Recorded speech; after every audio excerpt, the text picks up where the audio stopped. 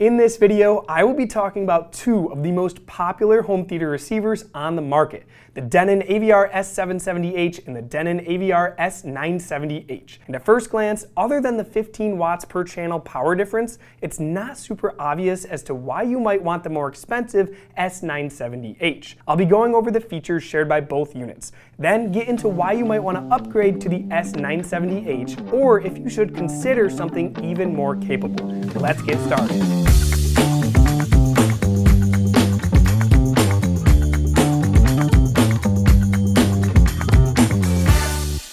If you're looking at either of these receivers, it's likely you might be making your first dive into a separate spaced home theater system. There are a lot of things to consider to get the best performance, and a big one is the type, placement, and number of speakers in your system. The good news is we have a wealth of free information at audioadvice.com to help you out. From how-to articles on setting things up to planning the optimum speaker layout, you can find it all on our Home Theater Central on our website at audioadvice.com.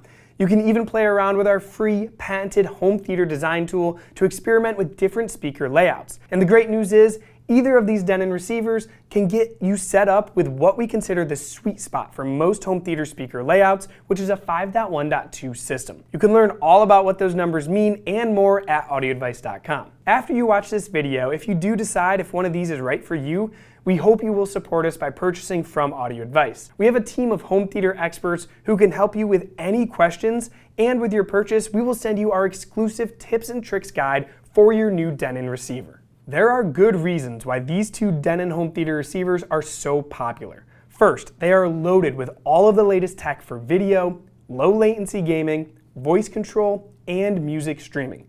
And we really like the fact they have a pair of assignable speaker outputs. This lets you select the best type of immersive speaker for your room.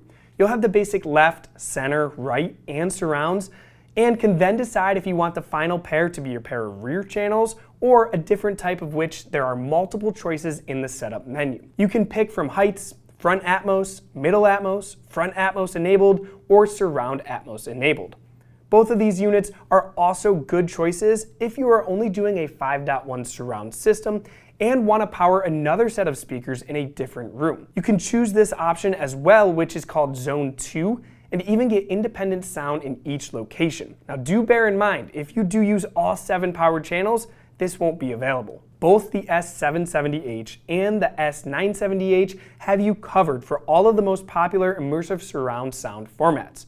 While Dolby Atmos is the most popular, it's nice to see DTS HD Master Audio, DTS X, DTS Neutral X, and DTS Virtual X included. And if you aren't able to place Atmos speakers in your room, you'll have Dolby Atmos Virtualization, which does a decent job of simulating height speakers. You'll notice the rear panel of both has 2 subwoofer outputs. I need to point out, for those of you interested in going with more than one subwoofer, which is always a great idea, those 2 jacks are just for convenience and do not give you independent subwoofer calibration like some of the more expensive home theater receivers on the market. Now, power ratings are a bit higher on the S970H with 90 watts per channel and 75 watts per channel on the S770H. And both of these units use all discrete, high current power amps for better audio performance.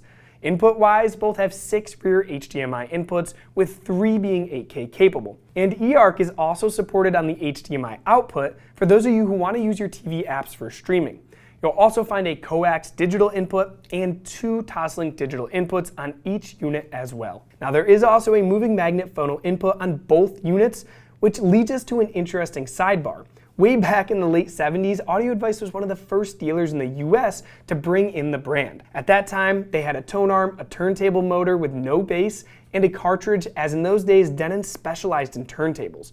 Now, Denon gear was built extremely well back then, and it still is to this day. For those of you just getting into some serious home theater, you will love the setup menus that these units have to offer. It walks you through every single step with really awesome visuals, making it really hard to make a mistake. And at the end, you'll be asked to run Odyssey, which is a full-on room correction system that Denon has been using for years.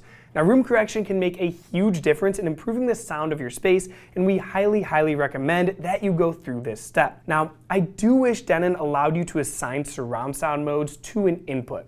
It's not really a big deal when the signal is in surround, as it will automatically decode it, But for the stereo feeds on TV or some streaming sources, it would be nice to set this up. We do go over how to do this in our exclusive tips and tricks guide for these units, which you will get when you purchase one of these units from us. So what are the reasons you might want to think about the S970H over the very capable S770H? The first one will depend on the gear in your system and if you plan to add much in the way of legacy or vintage audio sources. The S770H has 2 analog inputs, which could suffice for a CD player and music streamer. But if you have these and you want to add a vintage cassette deck or any other analog sources, you will appreciate the S970H has 4 analog inputs. Now the next feature relates to video situations. The S970H has a second TV monitor out. Where we usually see this being used is in a home theater room where you might want to have a small TV mounted on the wall, but also have a front projector with a screen that drops down over the small TV. But the real difference between these two units is the sound. The S970H is almost an inch taller than the S770H and weighs more as well. Now the reason for this is it has a larger power transformer for the amplifier stage, larger output transistors, and more heat sinks. It is actually very impressive with how large the amplifier section is in the S970H for the cost. The S970H is rated at 90 watts per channel compared to the 75 watts in the S770H. And that extra power will help with speakers that are harder to drive. However, the S970H just has more punch to our ears with its larger power supply and more robust output transistors. Even at lower volume levels, you can really hear the difference. So unless you have some extra input needs or are doing a dual TV situation, the real reason to get the S970H over the S770H is that it just sounds a lot better. Now if you look at all of the Denon receivers available today, you will see there are several models above the S970H. And if you look at other home theater receiver brands like Marantz and others, you will find all kinds of units that sell for a lot more than the S970H. However, this unit is great for the price. When you are thinking about a new home theater receiver, you definitely want to plan for all of your future needs. Now, some people might start out with a small pair of speakers and then move them to surround channels later to repurpose them. But a home theater receiver should offer you everything that you might possibly need now and in the future.